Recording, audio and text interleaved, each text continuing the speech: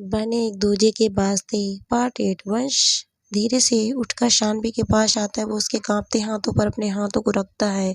शानवी वंश के ऐसा करने से बहुत ज्यादा इमोशनल हो जाती है तो उसके आंसू की कुछ बूंदें वंश के हाथों पर गिर जाती है। वंश शानवी के आंसुओं को अपने हाथों से पोंछता है, फिर वो शानवी को देखता। शानवी आगे बोलती है, जब मेरी और कार्तिक की शादी की बात नैना ने राजेश को बताया तो राजेश गुस्से से पागल हो गया और अपने घर के सामानों को तोड़ने लगा। फिर उसने नैना से कहा कि नहीं, इस बार नहीं कार्तिक, तुमने मुझसे मेरी कंपनी छीन ली, मेरा सब कुछ छीन लिया, लेकिन इस बार नहीं।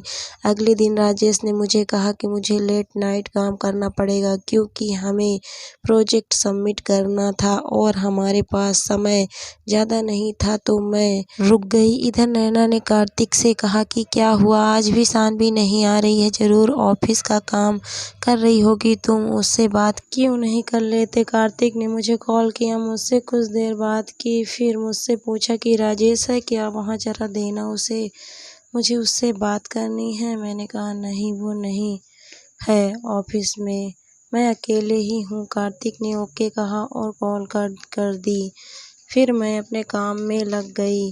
तभी न जाने कहाँ से राजेश आ गया। उसने मुझसे कहा कि वो अपनी कुछ फाइलें लेने आया है जो इम्पोर्टेंट है। फिर उसने फाइल ली और जब फाइल लेकर जाने लगा तो मुझसे जानबूझकर टकरा गया और हम दोनों नीचे गिर गए। वो मेरे ऊपर था और तभी कार्तिक वहां आ गया और वह मुझे सरप्राइज देना चाहता था। उसने जो हुआ वो देख लिया, फिर वो बिना कुछ बोले वहां से चला गया। राजेश ने मुझे किस कर लिया। मुझे बहुत ज़्यादा गुस्सा आ गया। मैं अपनी जगह खड़ी हुई और मैंने उसे एक थप्पड़ लगा दिया। शायद वो मेरी सबसे बड़ी भूल थी। मैं वहां से बिना कुछ बोले निकल गई। मैंने राजेश की तरफ नहीं देखा, शायद मुझे देख लेना चाहिए था क्योंकि उस वक्त उसकी आंखों में जो बदले की भावना थी, मुझे कम से कम उसका तो पता चल गया होता। कार्तिक ने मुझे अगले दिन मिलने को बुलाया तो मैंने उसे राजेश के ऑफिस आने की बात बता दी। कार्तिक ने मेरा हाथ थाम कर बोला, मैंने सोच लिया कि हम आज से ठीक 4 दिन बाद सगाई करेंगे। ये सुनकर मुझे बहुत खुशी हुई। मैं उसके गले से लग गई। मुझे शायद ही कभी इतनी खुशी मिली होगी लाइफ में। ये बात कार्तिक ने नैना को बताई। नैना ने ये बात राजेश से कही। राजेश ने मुझे कॉल किया। मैं उसका कॉल उठाना नहीं चाहती थी लेकिन फिर उठा लिया। उसने मुझसे कहा कि वो मुझसे माफ़ी मांगना चाहता है और मैं पागल उसकी बात का भरोसा कर बैठी। मैं उससे मिलने चली गई। हम लोग एक क्लब में थे, वहाँ पर नैना भी थी। पहले राजेश ने माफ़ी मांगी और मैंने माफ़ कर दिया। थोड़ी देर बाद मुझे नैना ने जूस ऑफ़र किया, मैंने वो पी लिया। कुछ देर बाद मुझे सब धुंधला सा दिखाई देने लगा। मेरे जूस में उन दोनों ने कुछ मिला दिया था।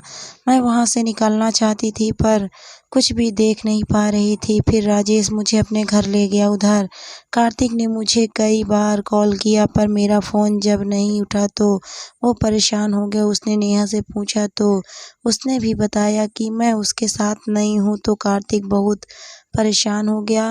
वो मुझे ढूंढने निकल गया। उधर उसी के घर में मैं पड़ी थी। राजेश ने मुझे अपने बेड पर लेटा दिया। मैं चाह रही थी उसको रोकना पर मैं उसे रोक नहीं पा रही थी। मैं बस वो सब मेरे साथ होते हुए देख पा रही थी। शानवी बोलते बोलते अपने चेहरे को अपने दोनों हाथों के बीच रखकर रोने लगती है। सुबह जब हुई तो कार्तिक थका हारा घर लौटा। वो बहुत निराश हो गया था। उसे लग रहा था कि मैं किसी मुसीबत में तो नहीं फंस गई। वो जब वापस जाने लगा तो राजेश ने जानबूझकर मेरा नाम लेकर बोला, Shanvi I love you. Kartik ये सुन के कमरे में आ गया। उसने मुझे राजेश की बाहों में देखा तो वो बिना कुछ बोले ही वहां से निकल गया। मैं उसके पीछे भागी। मैं उसे रोका। मैं ठीक से खड़ी भी नहीं हो पा रही थी। मैंने कार्तिक का हाथ पीछे से पकड़ लिया। वो रुक गया। मैंने कांपते हुए कहा, कार्तिक। कार्तिक बिना कुछ बोले मेरी तरह मुड़ा। उसने मुझे देखा और पूछा, क्या? मैंने जो देखा वो सच था। मेरी हिम्मत नहीं हुई उससे कुछ कहने की। मेरा सिर नीचे की तरफ झुका हुआ था। मुझे उसकी आवाज़ में तकलीफ सुनाई दे रही थी। जब मैंने कुछ नहीं कहा तो उसने कहा, तो मैं जो देखा वो सच था। फिर उसने अपना हाथ मुझसे छुड़ा लिया और बस इतना कहा, क्यों तुमने मेरे साथ ऐसा किया? क्यों? उसकी आवाज़ बता रही थी कि वो अंदर से टूट गया है। फिर उसने मेरे कंधों को अपने हाथों से पकड़ा और रोते हुए बोला, बोल दो शानवी कि मैंने जो देखा वो झूठ था, वो सच नहीं था। मैं मान लूँगा शानवी, लेकिन ये मत कहना शानवी कि तुमने मुझे धोखा दिया। मैं अपने टूटे दिल को संभाल नहीं पाऊँगा शानवी, बोल दो। उसने मेरे हाथों को अपने सीने पर रखा और बोला, देखो शानवी, मुझे दर्द हो रहा है यहाँ, बहुत ज़्यादा हो रहा है। मैं खुद को संभाल नहीं पाऊँगा। प्लीज़ शानवी, कह दो मैं जो देखा वो झूठ था। वो झूठ था। मैं उसको सब कुछ बताने ही वाली थी कि तभी राजेश वहाँ आ गया और उसने कार्तिक से कहा, भाई मुझे माफ़ कर दो, कल हम दोनों बहुत नशे में थे और शानवी ने मुझे कहा कि वो मुझे पसंद करती है, तो मैं भी बहक गया। मुझे माफ़ कर दो भाई। कार्तिक ये सुनकर वहाँ से तुरंत चला गया। मैं उसके पीछे भागी, लेकिन उसने मुड़ के भी नहीं देखा और वो वहाँ से चला गया। मैं वहीं बैठ गई और रोने लगी। राजेश आया और मेरे सामने हंसते हुए कहा कि ये मुझे थप्पड़ मारने की सज़ा थी, अब तुम मेरी हो। वैसे भी मुझे मज़ा बहुत आया तुम्हारे साथ वो सब करके। ये सुनकर मैंने उसे एक और थप्पड़ लगा दिया तो वो गुस्से से पागल हो गया।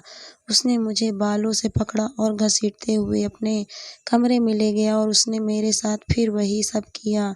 उसने मुझे बोला कि अगर मैं फिर कभी कार्तिक के करीब गई तो वो कार्तिक को बर्बाद कर देगा और नेहा के साथ भी वही सब करेगा। मैं डर गई। उसने 2 दिन तक मेरे साथ वही सब किया। फिर मैं बेहोश हो गई और जब मैं होश में आई तो मैंने देखा कि वो वहाँ नहीं था। मेरे पूरे शरीर में सिर्फ घाव के निशान थे। मैंने कपड़े पहने और मैं वहाँ से भागने के लिए निकली, लेकिन जब मैं सीढ़ी पर पहुँची तो राजेश ने मुझे पीछे की तरफ खींचा। उसका हाथ गीला था, जिसकी वजह से मेरा हाथ उसके हाथों से छूट गया और मैं सीढ़ियों से नीचे गिर गई। मैं 10 दिन के लिए कोमा में चली गई। जब मुझे होश आया तो मैं वहाँ से भाग निकली। मैं नेहा के पास गई।